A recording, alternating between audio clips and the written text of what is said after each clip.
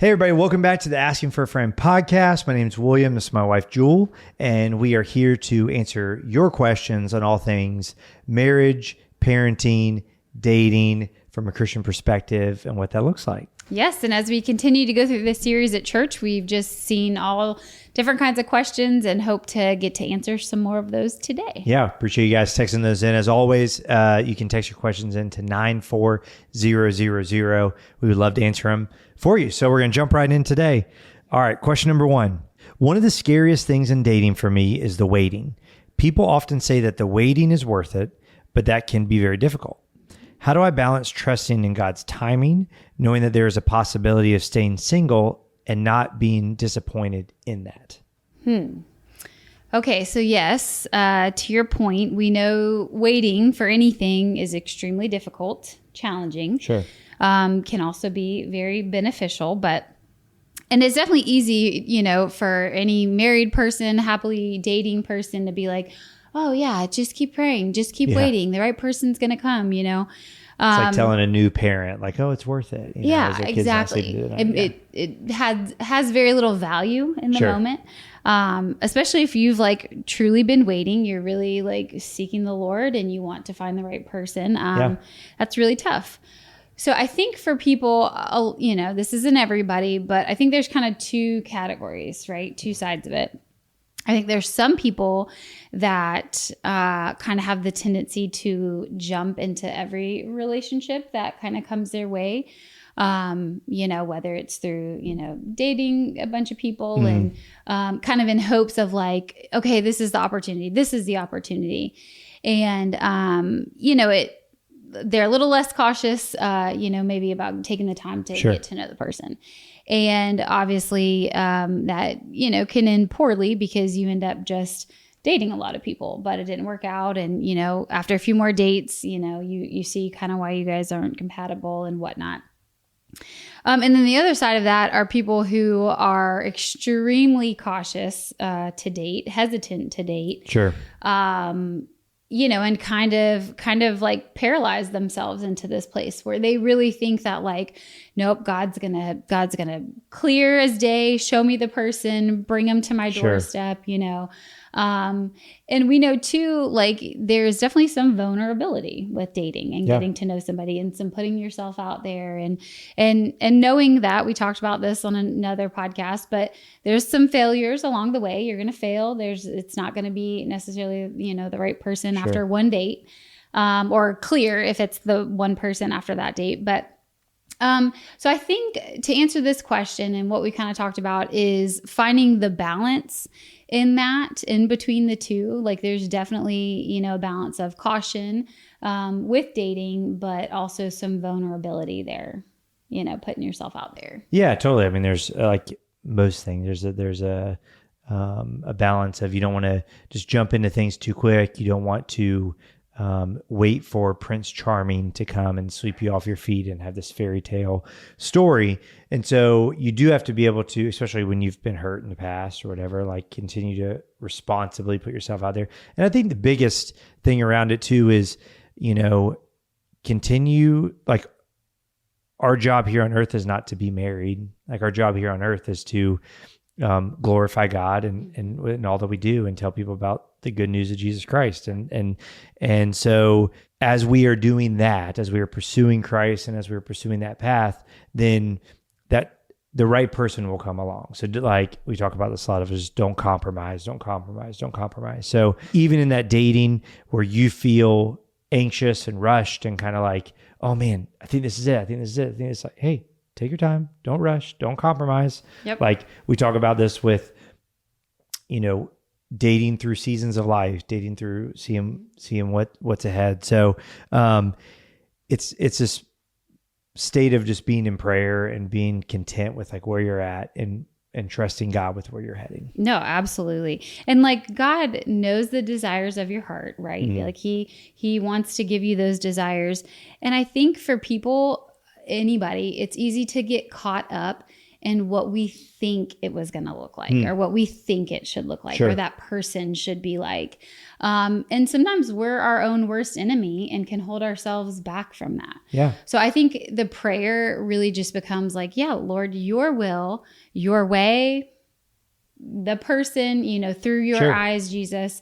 And it really just puts your heart in the right place, I think, for that waiting period. Yeah. And it's a constant battle. Absolutely. Just like you're waiting on anything else. But it's a big thing to wait on. So I get it. We totally get it. And it really is worth it. I mean, you can not wait, and you can make, decisions that they're ultimately, it's not going to lead you to where you want to go and to where you want to be. So keeping that in mind. Yeah. Okay. Next question.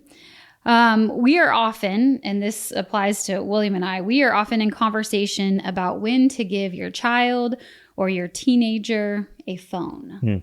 And as parents, you want to love and protect your child while also balancing their exposure to technology and things that are detrimental to them. Yeah. So how do we do this? What's the answer? Tell me the age and how to do it. I got the answer. We're good to go. No, it's a constant conversation, especially as our kids get older, their friends get phones, technology, gosh, even gaming consoles, like the whole technology bit as a whole can be a lot. And so the first thing is just remember your guiding principles. Remember, what is our goal with our children? Who are we trying to raise? They only got one mom, they only got one dad. We're going to continually go back to that because the pressure from your kids, they get the pressure, you get the pressure from your kids, but you are the adult and you have to make the decision based off what is best for your children. Absolutely. So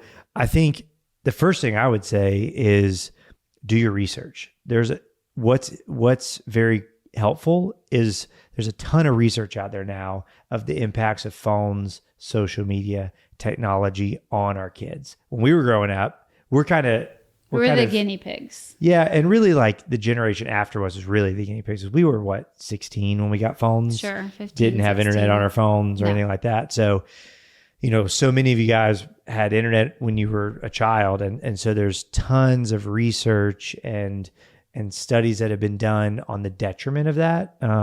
2 books I would recommend, The Anxious Generation and Bad Therapy. We'll link it in the show notes. And there's also there's another resource that my dad actually came up with of just resources and articles and things like that of just what is happening. Right. So do your research. Don't just make a decision because Jimmy got a phone and now your son or daughter wants a phone, or, well, they can do this and I can't do it and I feel left out.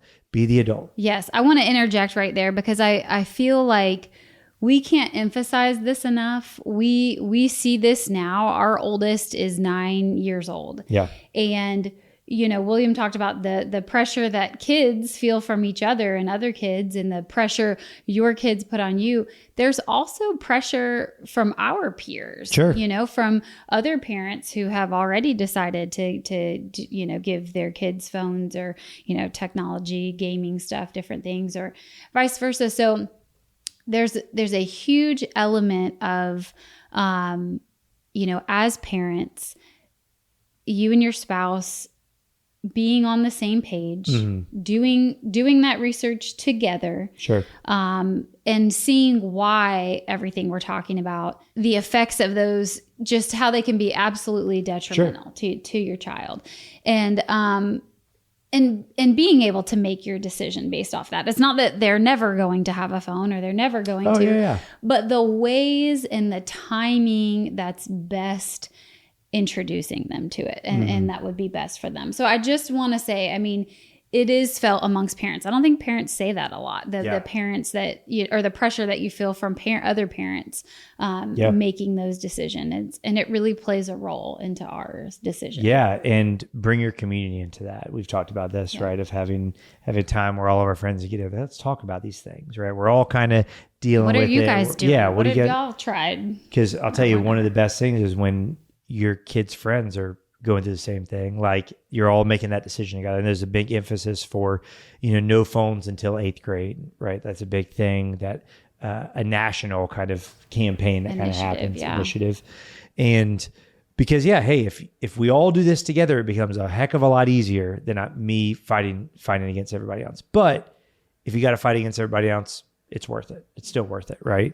And I'd say another thing that my dad brought up, and our kids don't have phone yet, when they do, is coming up with a contract for your kids, for you and your kids. And I'm going to read the things that are on this contract, and I'll link this as well, because I think it's great. Because even though if you do give them something, you are still in control of it, right? And so the things that are on here, number 1, mom and dad have the final say on your use of technology until you are 18. 2, create, don't just consume, because there's benefits to technology and phones and all that. Number 3, real life is better than any photo, status update, story, or video you'll ever find online. Number 4, you should be in full control of the technology at your fingertips. It should not control you. I think we all need to hear that a little bit. Number 5, don't say anything through your phone that you wouldn't say in person. Number 6, don't use this device to view/share inappropriate photos or videos of others or of yourself. Number 7, only post a message, photo, or video if you want the entire world to have access to it forever. Number 8, always answer calls from mom and dad. Number 9, be where you are. Use good phone etiquette at meals, movies, on a date, etc.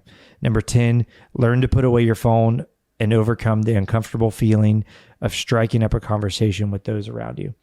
I think that's probably true for adults and children. But the idea is, man, have control, have an agreement, literally make this a contract and have your kids sign it, post it somewhere, bring up the principles, hold the line, all the things.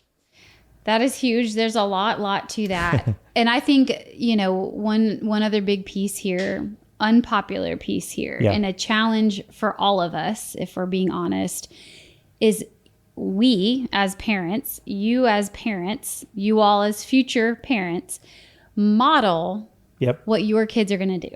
Mm-hmm. So if your kids see you on your phone all the time, grandparents, if they see you on your phone all the time, you have very little foundation and basis for why you tell them they can't be on the phone. Correct. Or TV all of the time. Yeah. So, and that's challenging, right? Because we use our phone for a lot of things. Sure.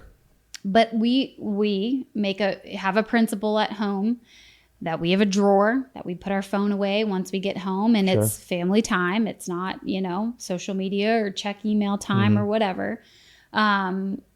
To hold that principle so that our kids see us doing what we're teaching them and telling them. Yeah. And they will be the first to call you out and say, well, you're on your phone. Well, you did this.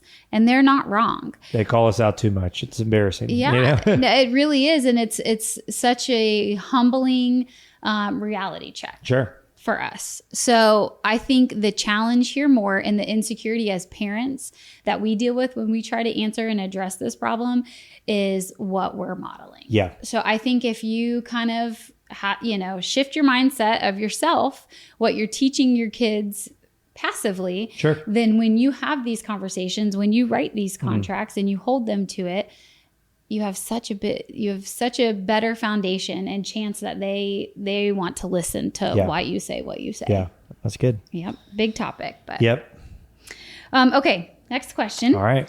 What are wise boundaries when it comes to your husband, wife, having friends of the opposite sex? Maybe talk about if you were friends beforehand or something like that. Do you just drop them as a friend, even if they were your best friend of the opposite sex and now your partner? Or is there a way to have and maintain a loving relationship with that person, with a dating, marriage, that type of thing? Sure. I think there is kind of different times that this becomes more of a thing, right? Uh-huh. So when you first start dating or when you first get married, right? Before you maybe had more single friends of the opposite sex, right? This can be like a big tension point because, man, I was really close to this person and then now, not so much anymore. How does this play out? And then the other side of it is as you're older, like, what are these safe boundaries that you need to put into place? And so I'd say there's generally kind of two sides to it, two kind of approaches. One is what is often referred to as the Billy Graham rule. It's like, I will not be around another person of the opposite sex in any way, shape, or form. I will not be in a meeting solo with them. I will not be in an elevator with them. I will not be at a meal with them, whatever the case is. That's like the one extreme. The other side of it is, no, there is no boundaries. It's like we're just friends, all the things. The question I ask myself is, which one's the safer option? Which one is going to lead to a problem potentially? Sure. Most likely the second option, right? So I don't follow like Billy Graham rule to a T, but I have those things placed in my life. Hey, I'm not going to, I work with a bunch of girls, right? So if I meet with them, I'm meeting them in a public place, or I'm meeting them in a place that I know other people are there, right? I'm not going to meet with them in private. I'm not going to be communicating with them in private. And I'd say from a friendship standpoint, like we are friends with them. Like, it is not I'm friends with this person or you're friends with that person. We are friends with them. Yeah. And I would say, especially in that, like William talked about, that early phase, when you're meshing friend groups or you're just getting married, like the dynamics do change, like of your relationship and of your friendships and things like that. So it does or should become our friends, and the people that you hang out with and that type of thing. So... Yeah, exactly. So, I'd say, is it possible to be friends with somebody of the opposite sex? 100%. But you and your spouse should be friends with them. It's just, the reality is things change, and that's okay. That's good. But being okay with what changes and how those relationships change. So great answer. All right. Well, thank you guys. That's it for today. You guys have a great day. Thank you for listening. We'll be back next week for our last episode. Yes. Just kind of crazy. Thank you again for the feedback, for the encouragement. But we love your questions. Please keep sending them in. We want to answer them best we can. And remember, you can text your questions in a 94000. Thanks, guys. Thank you.